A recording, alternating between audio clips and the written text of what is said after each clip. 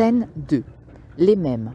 Christian, Linière, puis Ragueneau et Lebray. Cuigy.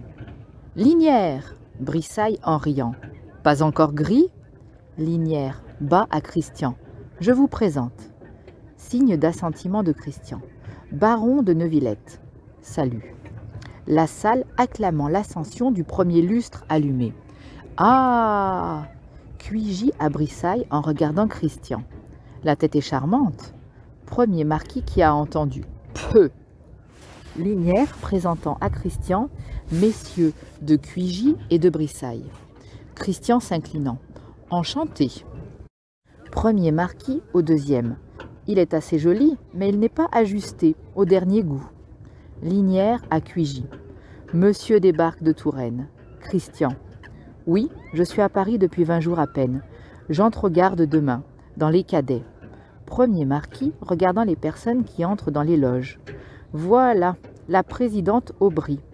La distributrice. Orange, lait. Les violons s'accordant. La, la, la. Cuigy à Christian, lui désignant la salle qui se garnit. Du monde. Christian. Eh oui, beaucoup. Premier marquis. Tout le bel air. Il nomme les femmes à mesure qu'elles entrent, très parées dans les loges. Envoi de salut et réponse de sourire. Deuxième marquis. Mesdames de Guénémé. Cuigy. De Bois Dauphin. Premier marquis. Que nous aimâmes. Brissaille. De Chavigny. Deuxième marquis. Qui de nos cœurs va se jouant? Linière. Tiens, monsieur de Corneille est arrivé de Rouen. Le jeune homme à son père. L'académie est là? Le bourgeois. Mais j'en vois plus d'un membre. Voici Boudu, Boissat et Courreau de la Chambre, Porchère, Colombie, Bourzeille, Bourdon, Arbeau. Ah, tous ces noms dont pas un ne mourra, que c'est beau. Premier marquis. Attention, nos précieuses prennent place. Barthénoïde, Eurymédonte, Cassandas, Flexérie. Deuxième marquis se pâmant. Ah, Dieu, leurs surnoms sont exquis. Marquis, tu les sais tous? Premier marquis. Je les sais tous, marquis. Linière prenant Christian à part. Mon cher, je suis entré pour vous rendre service. La dame ne vient pas. Je retourne à mon vice. Christian suppliant. Non, vous qui chansonnez, et la ville et la cour, restez, vous me direz pour qui je meurs d'amour.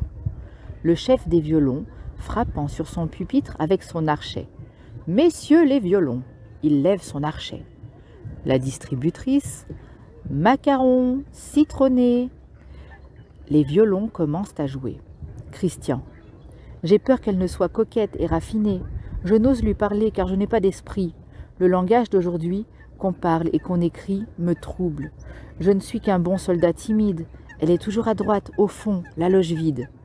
Linière faisant mine de sortir. Je pars. Christian le retenant encore. Non, restez.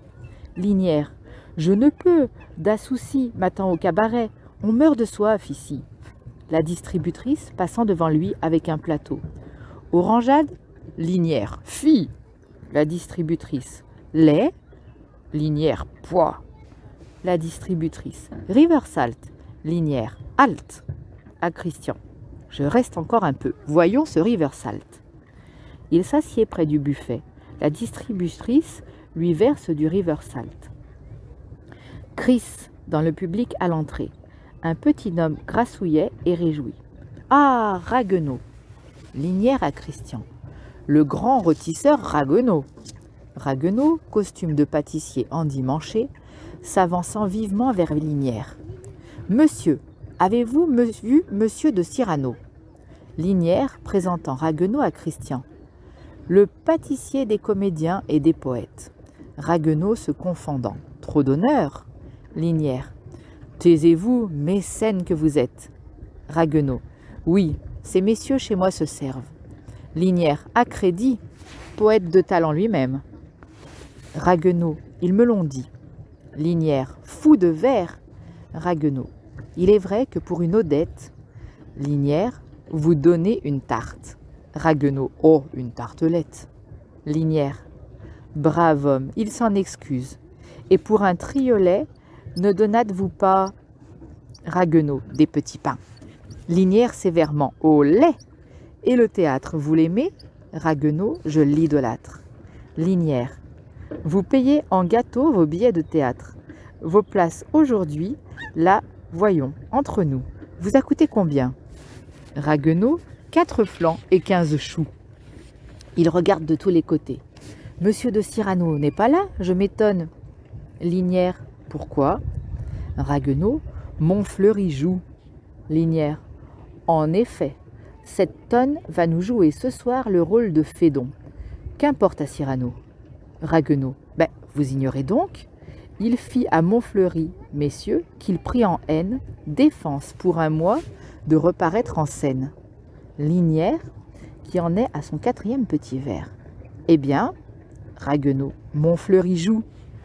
Couigy, qui s'est rapproché de son groupe, il n'y peut rien. Ragueneau, oh oh, moi je suis venu voir. Premier marquis, quel est ce Cyrano? Couigy, c'est un garçon versé dans les colichemardes. Deuxième marquis, noble. Couigy, suffisamment, il est cadet aux gardes, montrant un gentilhomme qui va et vient dans la salle comme s'il cherchait quelqu'un. Mais son ami Lebray peut vous dire, il l'appelle Lebray. Lebray descend vers eux. Vous cherchez Bergerac? Lebray, oui, je suis inquiet. Couigy, n'est-ce pas que cet homme est des moins ordinaires? Lebray avec tendresse, ah, c'est le plus exquis des êtres sublunaires. Ragueneau, rimeur. Couigy, bretteur. Bressailles, physicien. Lebray, musicien. Linière, quel aspect hétéroclite que le sien. Ragueneau, certes, je ne crois pas que jamais nous le peigne. Le solennel monsieur Philippe de Champaigne. Mais bizarre, excessif, extravagant, falot. Il eût fourni, je pense, à feu Jacques Callot, le plus fol spadassin à mettre entre ses masques. Feutre à panache triple et pourpoint à 6 basques. Cap que par derrière avec pompe les stocks, lève comme une queue insolente le coq.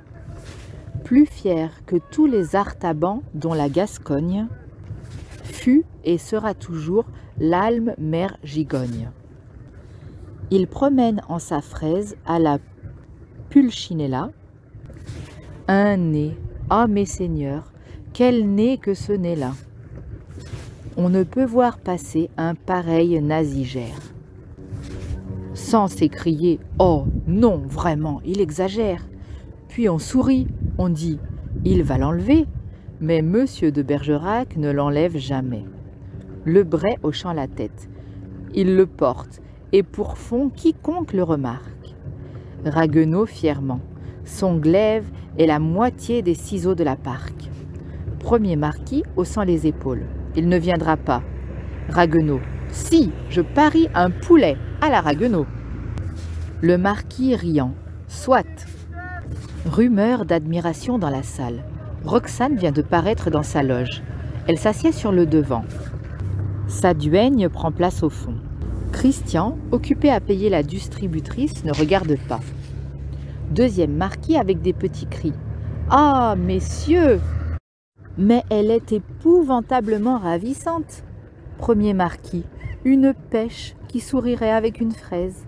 Deuxième marquis, et si fraîche qu'on pourrait, l'approchant, prendre un rhume de cœur. Christian lève la tête, aperçoit Roxane et saisit vivement Linière par le bras. C'est elle! Linière regardant. Oh, c'est elle! Christian, oui, dites vite, j'ai peur. Linière dégustant son Riversalt à petits coups. Madeleine Robin, dite Roxane, fine, précieuse. Christian, hélas. Linière, libre, orpheline, cousine de Cyrano, dont on parlait. À ce moment, un seigneur très élégant, le cordon bleu en sautoir, entre dans la loge et debout cause un instant avec Roxane. Christian tressaillant. Cet homme? Linière qui commence à être gris, clignant de l'œil. Hé hé! Comte de Guiche, épris d'elle, mais marié, à la nièce d'Armand de Richelieu. désire faire épouser Roxane à un certain triste sire, un monsieur de Valvert, vicomte et complaisant. Elle n'y souscrit pas, mais De Guiche est puissant et peut persécuter une simple bourgeoise. D'ailleurs, j'ai dévoilé sa manœuvre sournoise dans une chanson qui, oh, il doit m'en vouloir. La fin était méchante. Écoutez, il se lève en titubant, le verre haut prêt à chanter. Christian, non, bonsoir. Linière, vous allez? Christian, chez monsieur de Valvert. Linière, prenez garde, c'est lui qui vous tuera. Lui, désignant du coin l'œil de Roxane. Restez, on vous regarde. Christian, oh, c'est vrai. Il reste en contemplation. Le groupe de tire-laine, à partir de ce moment, voyant la tête en l'air et la bouche bée, se rapproche de lui. Linière, c'est moi qui pars, j'ai soif et l'on m'attend. Dans les tavernes. Il sort en zigzagant. Lebray, qui a fait le tour de la salle, revenant vers Ragueneau, d'une voix rassurée. Pas de Cyrano.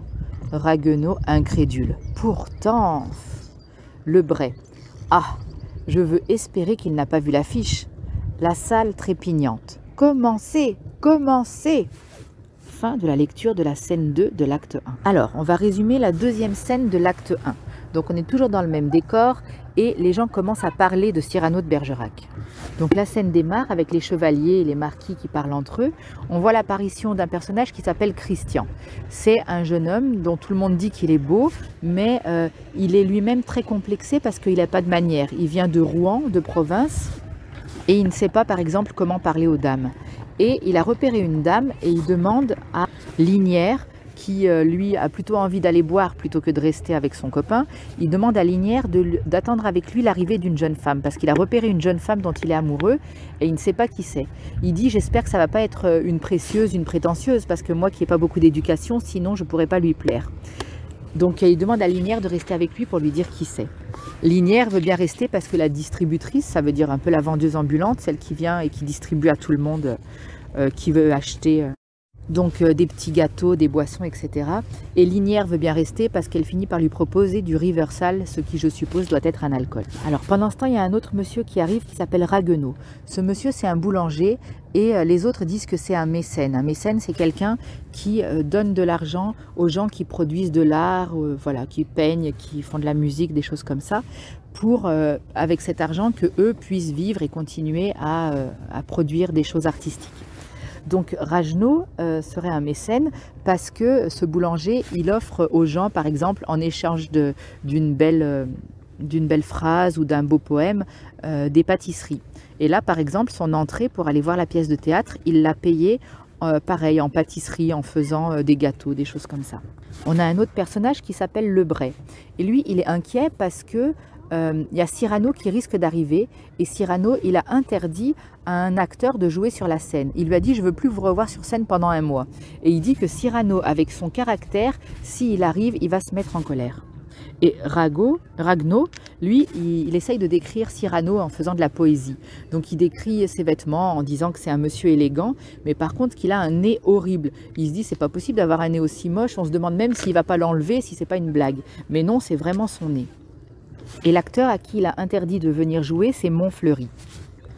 Ensuite, il y a Roxane qui entre. Et Roxane, alors quand elle entre, Christian dit que c'est d'elle dont il est fou amoureux. Et on apprend un peu des choses sur Roxane. Donc déjà, quand elle entre, tout le monde dans la salle la trouve très belle. Et Christian est déçu parce que alors l'ivrogne qui est avec lui dit « Ah mais oui, mais c'est une précieuse ». Alors il pense qu'il ne pourra pas lui plaire. Il lui dit « Mais en même temps, c'est une orpheline ».